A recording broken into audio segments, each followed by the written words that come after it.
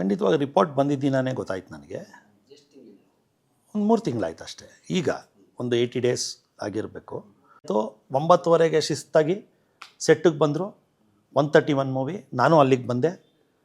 Fight sequence ಅದು ಶೆಲ್ಟಾನ್ ಹೋಟ್ಲಲ್ಲಿ fight sequence ಮಾಡಿದ್ರು. ಖಂಡಿತವಾಗೂ 18th US ಹೋಗಿ 24th ಸರ್ಜರಿ. ಜನವರಿ ಎಂಡಲ್ಲಿ ಬಂದು ಫೆಬ್ರವರಿಯಿಂದ ನಾರ್ಮಲ್ ಶೂಟು ಶುರು ಮಾಡ್ತಾರೆ. ಅಷ್ಟು ಅವ್ರು ಏನು ದುಡ್ಡು ಕೊಡ್ತಾರೋ ಅದಕ್ಕೆ ಪ್ರಾಮಾಣಿಕತೆಯಿಂದ ಅವ್ರಿಗೆ ಇಷ್ಟ ಆಗಿ ನಮಗೆ ಬಂದರೆ ಖುಷಿ ನನಗೆ. ಚೆನ್ನಾಗಿಲ್ಲ ಅಂತ ಪಾಪ ಕ್ರೇಜ್ಗೆ ಬಂದ್ಬಿಟ್ಟು ತೊಗೊಂಬಿಟ್ಟು ಹೌಸ್ಫುಲ್ಗಳಾಗ್ಬಿಟ್ಟು ಚೆನ್ನಾಗಿಲ್ಲದೆ ನಾವು ಆ ದುಡ್ಡು ಬಂದರೆ ಅದು ತಪ್ಪು. ಹೇಳಿಲ್ಲ ಅವರು.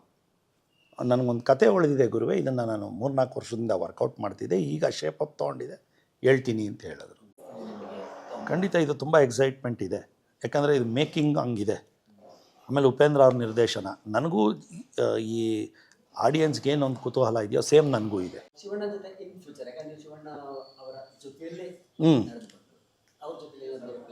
ಖಂಡಿತ ಇದೆ, ಖಂಡಿತನೂ ಇದೆ, ನಡೀತಾ ಇದೆ ಪ್ಯಾರಲಲ್ಲಿ. 2-3 ಅಂದ್ಕೊಂಡಿದ್ದೀವಿ. 2-3ರಲ್ಲಿ ಯಾವುದೋ ಒಂದು ಚೆನ್ನಾಗಿ ಒಂದು ಇದಾಗುತ್ತೋ ಅದನ್ನು ಖಂಡಿತವಾಗೂ ಟೇಕ್ ಆಫ್ ಮಾಡ್ತೀನಿ.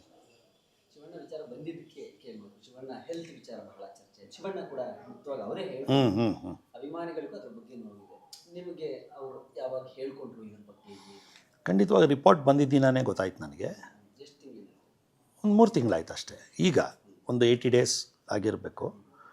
ಬಟ್ ಅವರು ಆ ವಿಲ್ ಪವರ್ ಇದೆಯಲ್ಲ, ಯಾರೂ ಮ್ಯಾಚ್ ಮಾಡೋಕ್ಕಲ್ಲ ಆ ವಿಲ್ ಪವರ್ನ. ಅವತ್ತವರು ಶೂಟಿಂಗ್ ಮಾಡಿದ್ದಾರೆ ಫೈಟ್ ಸೀನು, ಗೊತ್ತಾಗಿದ್ದ ದಿನ. ಪ್ರಪಂಚದಲ್ಲೇ ಯಾರೂ ಮಾಡಲ್ಲ ಆ ಥರ. 8 ಗಂಟೆಗೆ ಗೊತ್ತಾಯಿತು. 9:30ಗೆ ಶಿಸ್ತಾಗಿ ಸೆಟ್ಟಿಗೆ ಬಂದರು. 131 ಮೂವಿ. ನಾನು ಅಲ್ಲಿಗೆ ಬಂದೆ. ಫೈಟ್ ಸೀಕ್ವೆನ್ಸ್ ಅದು ಶೆಲ್ಟಾನ್ ಹೋಟ್ಲಲ್ಲಿ ಫೈಟ್ ಸೀಕ್ವೆನ್ಸ್ ಮಾಡಿದ್ರು. ಸಂಜೆ times of India function attend ಮಾಡಿ ಡ್ಯಾನ್ಸ್ ಮಾಡಿದ್ದಾರೆ ಅಲ್ಲಿ 3 ಸಾಂಗ್ಗೆ. ಅವ್ರ ವಿಲ್ ಪವರು ತುಂಬ ಚೆನ್ನಾಗಿದೆ. ಏನೂ ಭಯಪಡೋ ಅವಶ್ಯಕತೆ ಇಲ್ಲ. ಎಲ್ಲ ಕನ್ನಡದ ಕಲಾಭಿಮಾನಿಗಳ ಹಾರೈಕೆ ಅವ್ರ ಜೊತೆ ಇದೆ. ಖಂಡಿತವಾಗೂ 18th US ಹೋಗಿ 24th ಸರ್ಜರಿ. ಜನವರಿ ಎಂಡಲ್ಲಿ ಬಂದು ಫೆಬ್ರವರಿಯಿಂದ ನಾರ್ಮಲ್ ಶೂಟು ಶುರು ಮಾಡ್ತಾರೆ. ಹೌದು, ಫಸ್ಟ್ ನನಗೆ ಅವ್ರು ಅದನ್ನೇ ಹೇಳ್ತಾ ಇದ್ದಾರೆ. ಅವ್ರು ಸೀರಿಯಸ್ಸಾಗಿ ತೊಗೊಂಡೇ ಇಲ್ಲ. ಏನೋ ಎಲ್ಲ ಹೇಳ್ತಾರೆ ಬಿಡಮ್ಮ ಅಂತಾರೆ ಅವ್ರು. ಆ ಥರ ಅದನ್ನು ಸೀರಿಯಸ್ಸಾಗಿ ತೊಗೋಬಾರ್ದು ಯಾವತ್ತೂ ಆ ಥರ.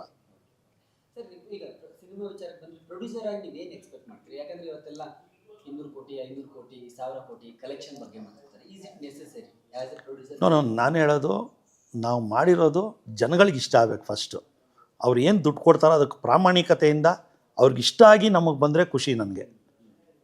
ಚೆನ್ನಾಗಿಲ್ಲ ಅಂತ ಪಾಪ ಕ್ರೇಜ್ಗೆ ಬಂದ್ಬಿಟ್ಟು ತೊಗೊಂಬಿಟ್ಟು ಹೌಸ್ಫುಲ್ಗಳಾಗ್ಬಿಟ್ಟು ಚೆನ್ನಾಗಿಲ್ಲದೆ ನಾವು ಆ ದುಡ್ಡು ಬಂದರೆ ಅದು ತಪ್ಪು.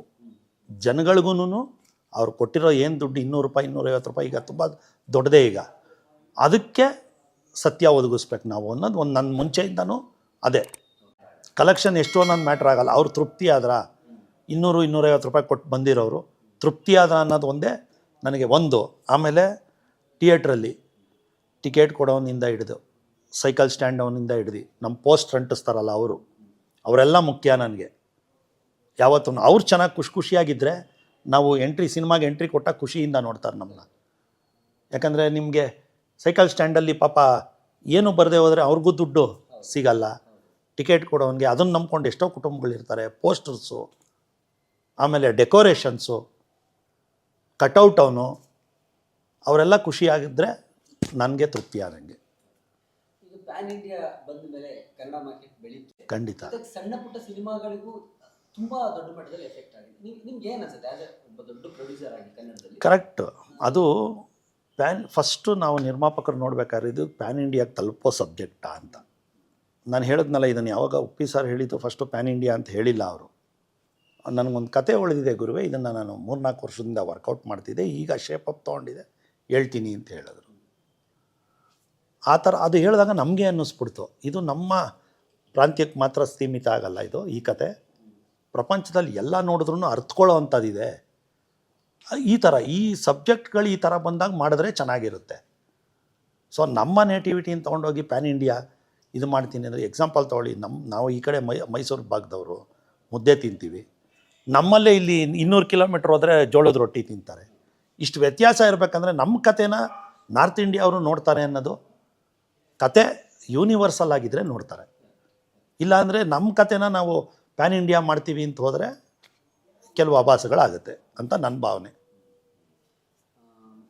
ಇನ್ನು ಹಾಡುಗಳ ವಿಚಾರಕ್ಕೆ ಬಂದರೆ ಲಹರಿ ಪ್ರೊಡಕ್ಷನಲ್ಲೂ ಇದೆ. ಸೊ ಅವ್ರ ಸಂಸ್ಥೆನೇ ಆಡಿಯೋ ಸಂಸ್ಥೆನೇ ತುಂಬ ದೊಡ್ಡ ಮಟ್ಟದಲ್ಲಿ. ಸೊ ಹಾಡುಗಳು ಇನ್ನೂ ಹೆಚ್ಚು ಆದರೆ ಆಡಿಯನ್ಸ್ಗೆ ಇನ್ನೂ ಸ್ವಲ್ಪ ಕೊಡಬೇಕಾಗಿತ್ತು ಅಂತ ಅದನ್ನು ಎಕ್ಸ್ಪೆಕ್ಟ್ ಮಾಡ್ತಾರೆ. ಇದರಲ್ಲಿ ಅದ್ಭುತವಾದ ಹಾಡುಗಳಿದೆ, 4 ಹಾಡಿದೆ, ಈಗಲೇ ಹೇಳ್ತಾ ಇದ್ದೀನಿ ನಾನು. ಉಪ್ಪಿ ಸರ್ ಯಾವುದನ್ನು ಬಿಡ್ತಾಳೆ, ಯಾಕಂದರೆ ಇದು ಕತೆಗೆ ಇಂಟರ್ಲಿಂಕ್ ಆಗಿದೆ. ಒಂದು ಸಾಂಗ್ ಬಿಟ್ರೂ ಕತೆಗೆ ಡಿಕೋಡ್ ಮಾಡ್ಕೊಂಡು ಬಂದುಬಿಡ್ತಾರೆ ಅವ್ರು. ಅದಕ್ಕೇ ಅಷ್ಟೊಂದು ಇದನ್ನು ಕೊಡದೆ ನಮಗೆ ಇದು ಮಾಡ್ತಾ ಇರೋದು. ಸ್ವಲ್ಪ ಅಭಿಮಾನಿಗಳಲ್ಲಿ, ಕನ್ನಡ ಕಲಾಭಿಮಾನಿಗಳಲ್ಲಿ ಇದೊಂದು ಮನವಿ, 4 ಹಾಡು ತುಂಬ ಚೆನ್ನಾಗಿದೆ. ಉಪೇಂದ್ರ ಅವ್ರ ಸ್ಟೈಲೇ ಇದೆ, ಉಪೇಂದ್ರ, ಆಮೇಲೆ ನಮ್ಮ ಸೂಪರ್ ಬಂತಲ್ಲ ಅದೇ ಥರ ಹಾಡುಗಳಿದೆ.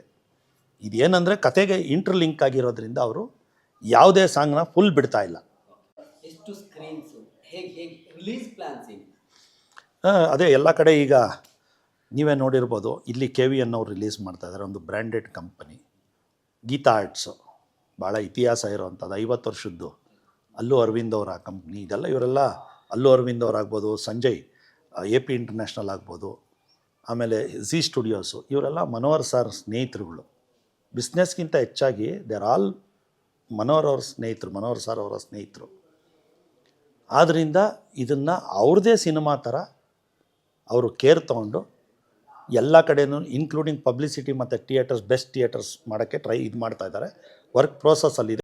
ಆ್ಯಸ್ ಎ ಪ್ರೊಡ್ಯೂಸರ್ ಆಬ್ವಿಯಸ್ಲಿ ಪ್ರತಿ ಸಿನಿಮಾ ಮಾಡಿದಾಗ ಒಂದು ಎಕ್ಸೈಟ್ಮೆಂಟ್ ಇದ್ದೇ ಇರುತ್ತೆ. ಫಸ್ಟ್ ಸಿನಿಮಾ ಅಂತಾರೆ, ಯಾಕಂದರೆ ರಿಲೀಸ್ ಆದಾಗ ಹೇಗಿರುತ್ತೆ, ಜನ ಹೇಗೆ ರಿಸೀವ್ ಮಾಡ್ತಾರೆ. ಈ ಕ್ಷಣಕ್ಕೆ ಏನು ಅನಿಸ್ತದೆ ನಿಮಗೆ?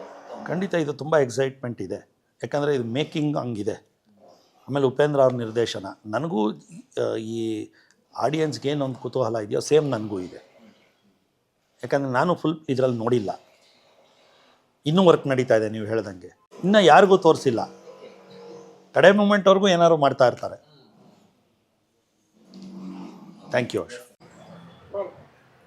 ನಮಸ್ಕಾರ, ನಾನು ನಿಮ್ಮ ಸುಕೃತ ವಾಗ್ಲೆ.